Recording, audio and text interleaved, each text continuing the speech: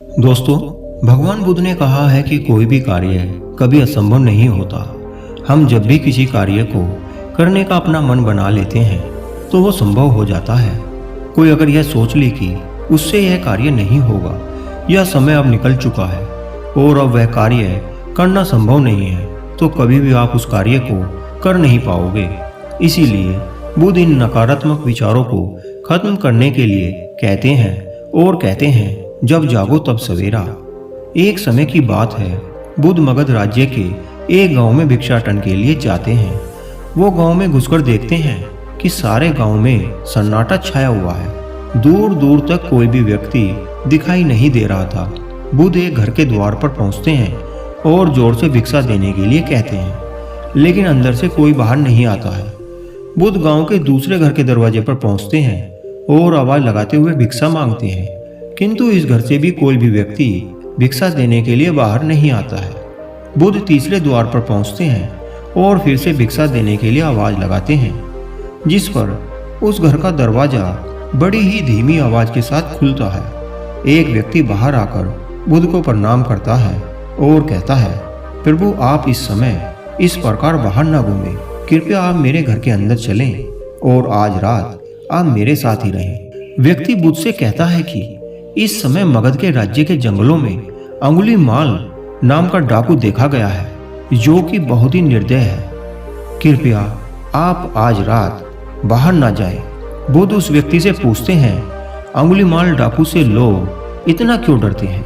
इस पर उस व्यक्ति द्वारा बुद्ध को अंगुलीमाल के विषय में विस्तार से बताया जाता है। वो कहता है, अंगुलीमाल किसी भी व्यक्ति को जीवित नहीं छोड़ता है, वह उन्हें मारकर उनकी अंगुली को काट लेता है और उसे अपने गले में लटका लेता है।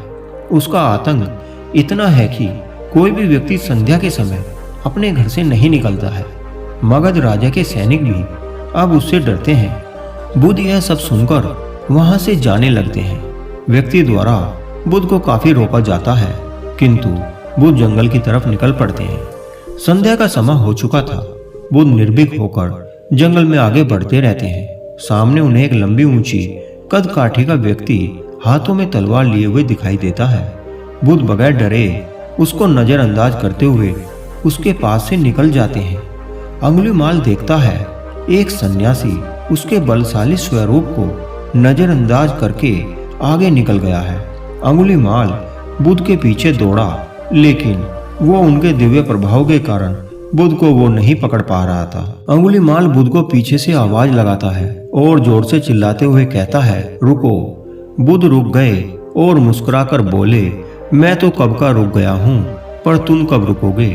अंगुलीमाल बुद्ध की बातों को सुनकर कुछ विचलित सा हो जाता है। वो सोचता है, मेरे रूप को देखकर सभी घबरा जाते हैं या डर के मारे भागने लगते हैं, लेकिन ये सन्यासी मुझसे बिल्कुल भी नहीं डर रहा है। अंगुलीमाल बुद्ध को डराते हुए कहता है, तू शायद मुझे नहीं जानता कि मैं कौन हूँ। मेरे नाम को सुनकर लोग भयभीत हो जाते हैं। मैं लोगों को मार देता हूँ और उनकी अंगुली को काटकर उसकी माला बनाकर पहन लेता हूँ। मैं इतना बलशाली हूँ कि एक साथ 10 लोगों की गर्दन काट सकता हूँ। बुद्ध अंगुलीमाल की बातों को बड़ी ही ध्यानपूर्वक सुन रहे थे। वो अंगुलीमाल से कहते हैं, मैं कैसे मान लूँ कि तुम इतने बलशाली हो? अगर तुम खुद को बलशाली सिद्ध कर देते हो तो फिर मैं तुमसे डरने लगूंगा। अंगुलीमाल बोला, बताओ मैं ये कैसे साबित करूं? बुद्ध ने कहा, तुम उस पेड़ के 10 पत्ते तोड़ लाओ। अंगुलीमाल ने कहा, बस इतनी सी बात, मैं तो पूरा पेड़ उखाड़ कर ला सकता हूँ। अंगुलीमाल ने पेड़ से 10 पत्ते तोड़ लिए और बुद्ध को दिखाने लगा। बुद्ध ने कहा, अब इन पत्तों को फिर से पेड़ से जोड़ दो। बुद्ध की बातों को सुनकर अंगुलीमाल ने हैरान होकर कहा, भला क्या टूटे हुए पत्ते कभी वापस पेड़ पर जुड़ सकते हैं? तुम कैसे महात्मा हो?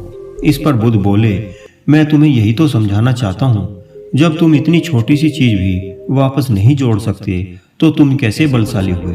तुम यदि किसी के प्राण नहीं लौटा सकते तो तुम किसी के प्राण लेने के भी हकदारी नहीं हो। तुम मानवता के पथ से भटक गए हो। तुमने अनजाने में हिंसा को अपना लिया है, जबकि मानवता हिंसा में नहीं बल्कि अहिंसा में है।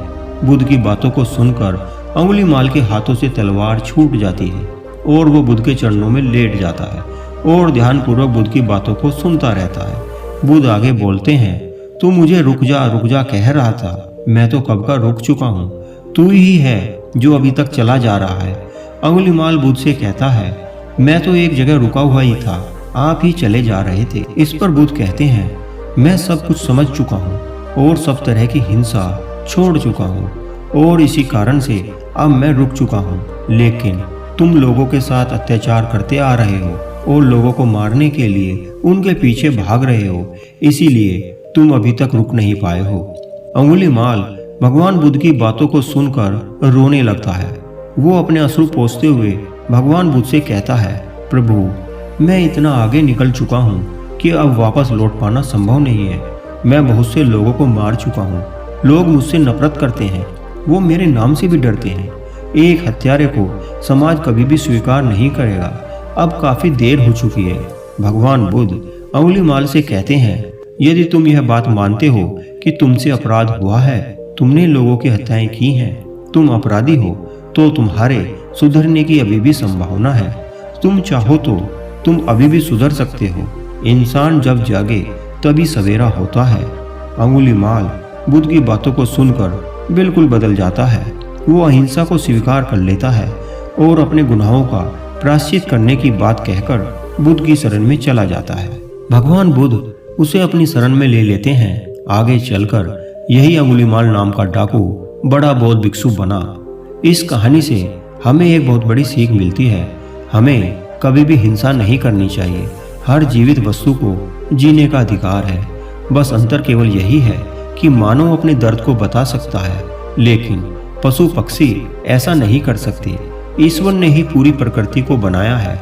मानव जब भी अपनी भूल को स्वीकार कर लेता है और अहिंसा अपना लेता है, तभी उसके लिए नया सवेरा हो जाता है। दोस्तों, आपको आज की कहानी कैसी लगी कमेंट करके जरूर लिखिएगा और ऐसी ही कहानी को सुनने के लिए आप हमारे इस चैनल को लाइक और सब्सक्राइब जरूर करें। कहानी सुनने के लिए आपका बहुत बहुत धन्यवाद।